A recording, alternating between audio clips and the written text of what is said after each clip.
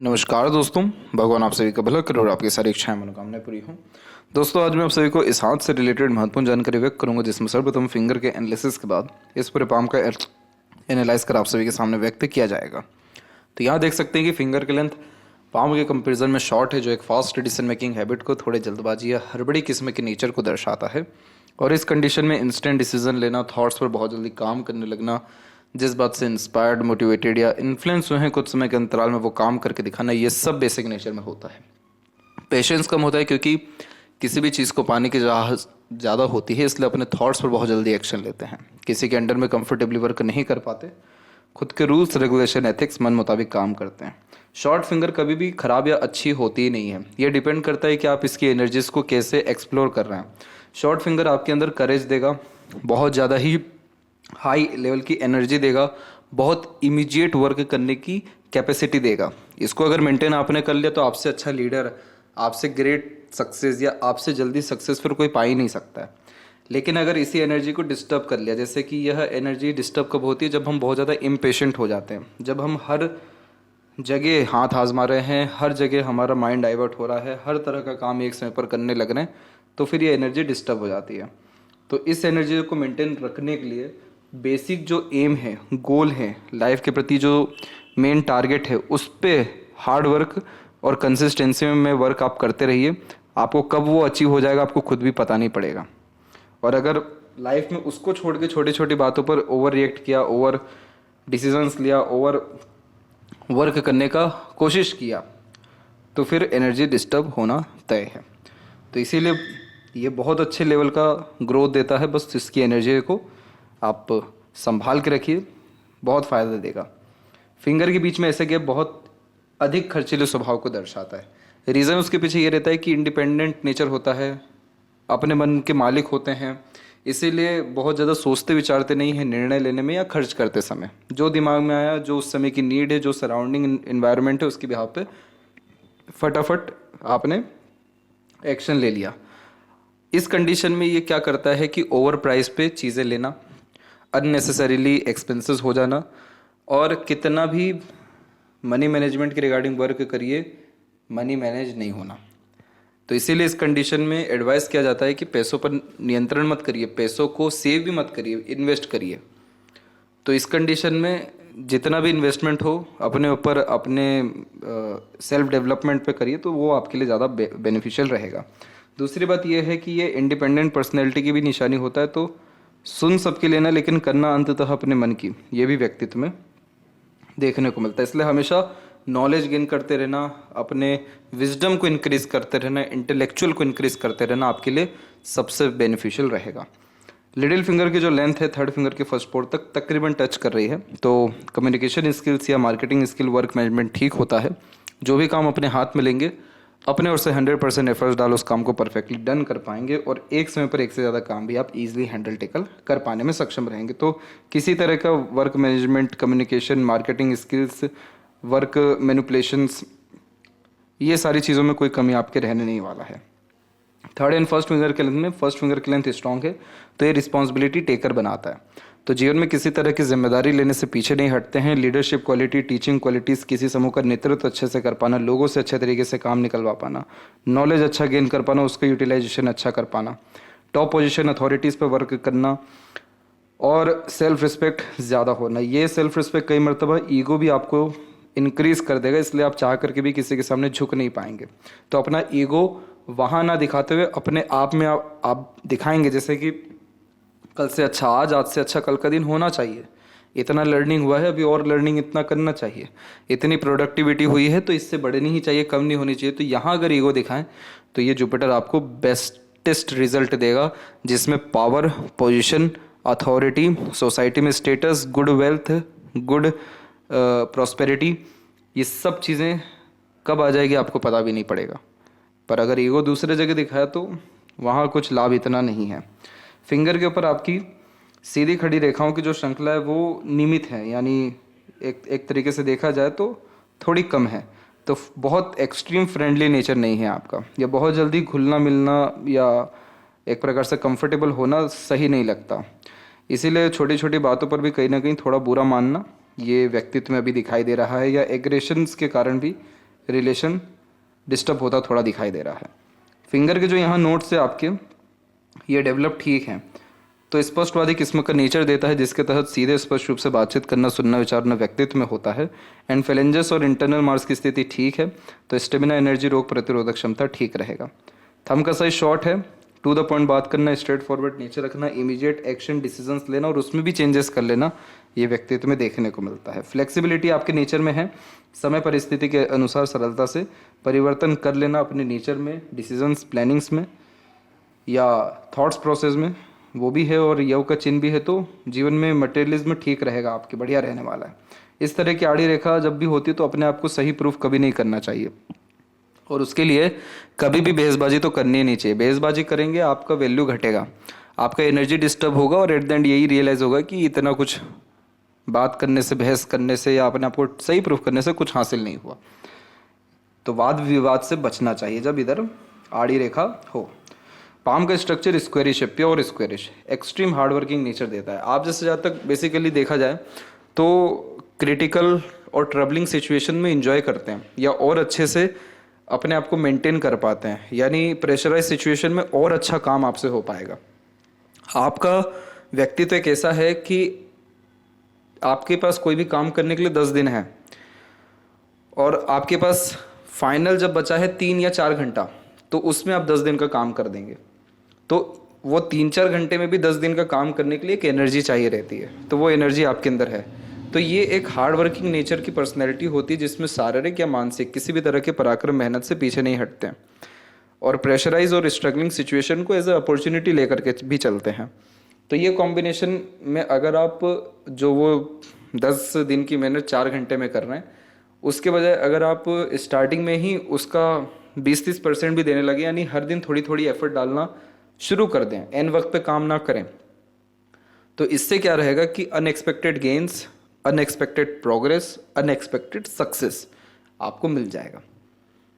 तो इस तरीके के पाम के स्ट्रक्चर वाले लोग डाउन टू अर्थ भी होते हैं। फर्स्ट फिंगर लॉन्ग है, इसलिए आपको कहा गया कि आपके अंदर सेल्फ रिस्पेक्ट या ईगो आएगा, लेकिन अगर देखा जाए तो अपना एक तरीके से दिखावटीपन बहुत ज़्यादा नहीं होना, या बहुत ज़्यादा किसी की लाइफ में इंटरफेयर नहीं करना, अपने लाइफ में खुद मग्न रहना, अपने काम से काम ज़्यादा रखना, अपने लाइफ को मेंटेन करने में, हार्ड वर्क करने में और अचीव करने में ज़्यादा फोकस रखना, ये व्यक्तित्व में रहेगा। और ये बात बिल्कुल सच है आपके केस में, क्योंकि आपका जो सारे के सारे पर्वत है वो इनफ अमाउंट में डेवलप है, और लोअर जोन तो बहुत ही ज़्यादा एक्टिव है। तो ये इंस्पिरेशन, मोटिवेशन डेवलप करता है व्यक्ति के अंदर में। तो आपने अगर जो चीज़ ठानी तो वो निश्चित रूप से आप पा करके ही दम लेंगे। तो इसीलिए कभी भी अपनी सोच, डिज़ायर, एम्बिशंस, इनसे कॉम्प्रोमाइज़ मत करिएगा। इसीलिए आपको यहाँ पर कहा गया कि रेगुलर पढ़ते रहना, ज्ञान बढ़ाते रहना ज़रूरी है। जुपिटर माउंट के ऊपर जब भी इस तरह की आड़ी रेखा होती है तो स्पिरिचुअल कनेक्शन इंक्रीज करता है। तो आध्यात्मिक, धार्मिक रुचि बढ़ने के कारण दयालुपन, दूसरों के प्रति करुणा, दया या दानवीर किस्म का व्यक्तित्व होना शुरू हो जाता है। तो जो जातक आगे से रह करके दूसरों की मदद करते हैं उनमें ऐसी रेखा आती है।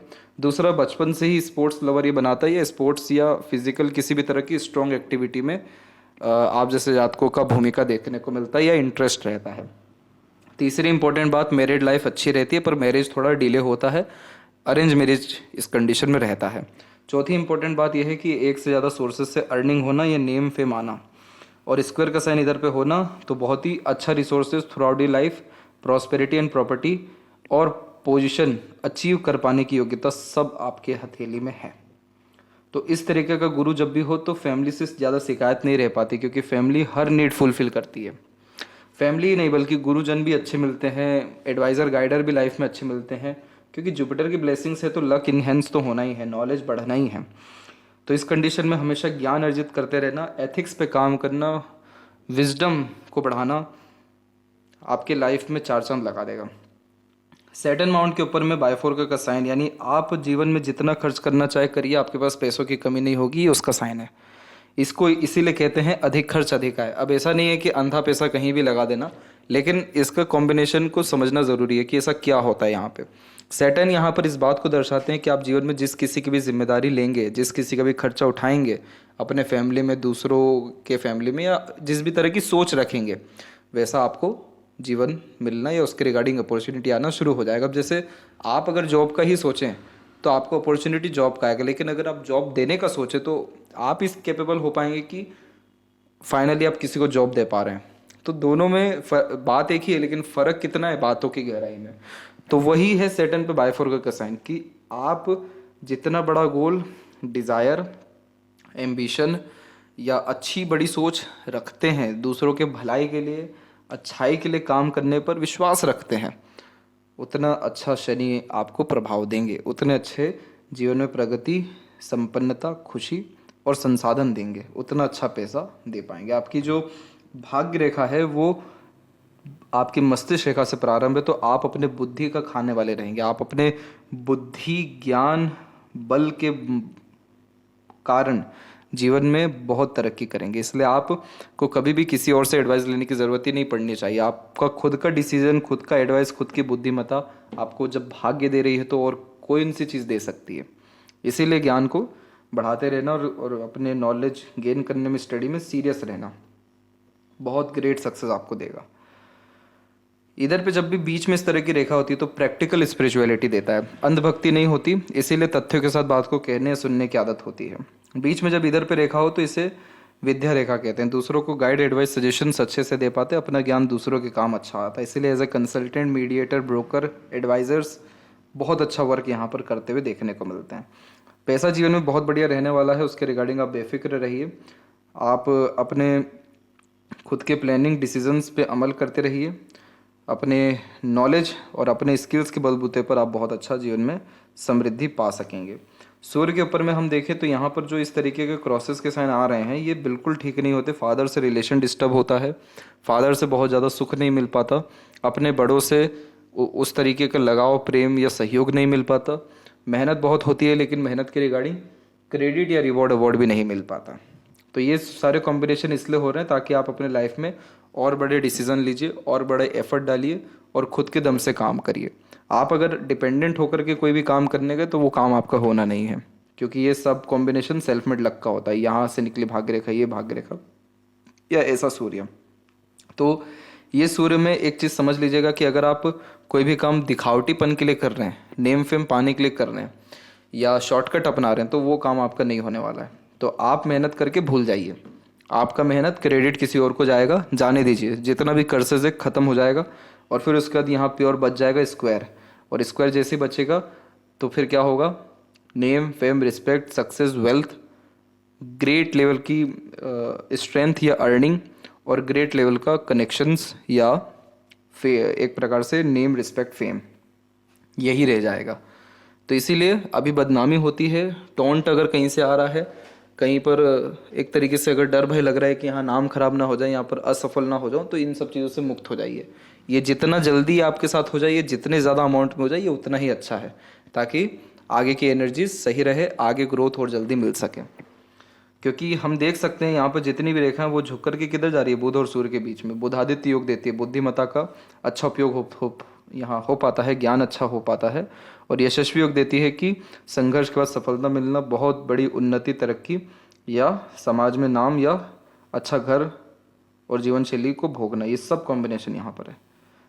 मरकरी माउंट पर अभी फिलहाल एक दो रेखा है, ये ठीक नहीं है। आपको आगे से रह करके लोगों से कम्युनिकेट करना चाहिए, आगे से रिलेशंस बनाने चाहिए, मीठी बोली का उपयोग करना चाहिए, अपने पर्सनैलिटी में, अपने बातचीत करने के ढंग में, व्यक्तित्व में काम आपको करना चाहिए। यहाँ रेखा नहीं है और आप कर रहे हैं MBA, तो आपको सफलता मिलना फिर मुश्किल होगा, क्योंकि आपकी माइंड लाइन जो डिक्लाइन गई है यही आपको इतना डीप थिंकिंग या डीप नॉलेज या MBA करा रही है। और मरकरी जो मेन कारक है वो फाइनेंस के, मार्केटिंग के, बिजनेस के, बैंकिंग के, एडवर्टाइजमेंट के, इंटरनेट से रिलेटेड सभी तरह के काम के, राइटिंग के, कोडिंग के, इन सब के कारक है। और यहाँ पर लाइन है नहीं, तो कहीं ना कहीं बहुत ज़्यादा आपका जो कनेक्शन है वो स्ट्रॉन्ग हो नहीं पाता है या बातचीत सही ढंग से हो नहीं पाती है। तो उसके ऊपर अगर काम करेंगे तो करियर में भी बहुत लाभ मिलेगा इससे, या और जल्दी लाभ मिलेगा। आपकी हार्ड लाइन की कॉम्बिनेशन ऐसी है कि एक शाखा सीधे, एक शाखा जुपिटर पे, एक शाखा मंगल पे, तो ये त्रिशूल बना रही है। त्रिशूल बनाना यानी मल्टीपल इमोशंस होना। आप इमोशनल, सेंटिमेंटल भी हैं, practical, logical, career oriented, money minded और सेल्फ सेंटर्ड भी हैं, और एग्रेसिव, फ्रस्ट्रेटेड और इरिटेटिव भी हैं, यानी इरिटेट जल्दी हो जाते हैं। तो ये सारी चीज़ें क्या कर रही है, हार्ट लाइन को बहुत गहरा कर रही है, यानी बहुत सारे इमोशंस कैरी करा रही है। तो इस कंडीशन में मल्टीपल इमोशन जिसका रहता है वो ज़्यादा कभी भी इमोशन बेस्ड डिसीजन नहीं लेते हैं, या उनको लेना ही नहीं चाहिए, क्योंकि इमोशन बेस्ड डिसीजन से उनको लाभ ही नहीं मिलेगा कभी भी। तो यहाँ पर इस चीज़ का ध्यान रखना है कि इमोशंस अपने रिलेशंस, फैमिली या धर्म में दिखाइए तो ज़्यादा अच्छा है। एग्रेशन अपने सेल्फ डेवलपमेंट में दिखाइए तो ज़्यादा अच्छा है। सेल्फ डेवलपमेंट में यानी कि अगर आपने कोई प्लानिंग की है, अच्छी प्लानिंग की है, अच्छे डिसीजंस लिए हैं, उसको आप फॉलो नहीं कर पा रहे हैं, आपकी ग्रोथ कल से अच्छी आज नहीं है, तो वहाँ एग्रेशन दिखाइए, अपने आप को दंड दीजिए, और प्रैक्टिकलिटी जो है अपने काम में रखिए।